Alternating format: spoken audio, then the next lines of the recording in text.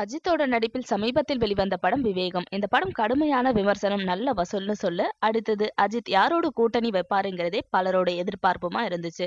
பலரும் அஜித்தோட அடுத்த படமும் சிவாதான்னு சொல்லிட்டு வந்தாங்க. விவேகம் கிளைமேக்ஸ்ல கூட AK-58 லோடிங்னு ஒரு வாசகம் வரும். அதை வச்சு கண்டிப்பா அடுத்த படத்தை இழக்க போறது சிவாதான்னு சொல்லிட்டு வந்தாங்க. இந்த நிலையில விவேகம் படத்தோட சினிமோட்டோகிராஃபரான வெற்றி தலையோட அடுத்த படம் பண்ணுவீங்களான்னு கேட்டா கண்டிப்பா அவரோட எத்தனை படம் வேணாலும் பண்ணுவேன், ஆனா அடுத்த படத்தை அவர் தான் அறிவிக்கணும். அது மட்டும் இல்லாம இதே கூட்டணி மறுபடியும் அமைஞ்சா கூட ரொம்பவும் சந்தோஷப்படுவேன். இந்த நிலையில சமீபத்துல வெளிவந்திருக்க தகவலின்படி இயக்குனர் விஷ்ணுவர்தன் தல 58வது படத்தை இழக்க இருக்காருன்னு. இது கிட்டத்தட்ட உறுதியான விஷயம் தான் சொல்றாங்க. சரித்திர படமான இந்த படத்துல நடிக்க அஜித் சரியா 200 நாட்கள், அதாவது 7 மாசங்கள் கால்ஷீட் ஒதுக்கி இருக்காருங்கிற முதற்கட்ட தகவல் கசிந்திருக்கு.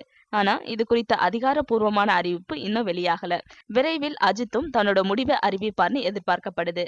ரொம்ப நாள் வெயிட் பண்ண வேண்டாம், இன்னும் 2 வாரத்துக்குள்ள அடுத்த படத்திற்கான அதிகாரப்பூர்வ அறிவிப்பு வந்துடும். Thanks for watching. Please like and share. Don't forget to subscribe us.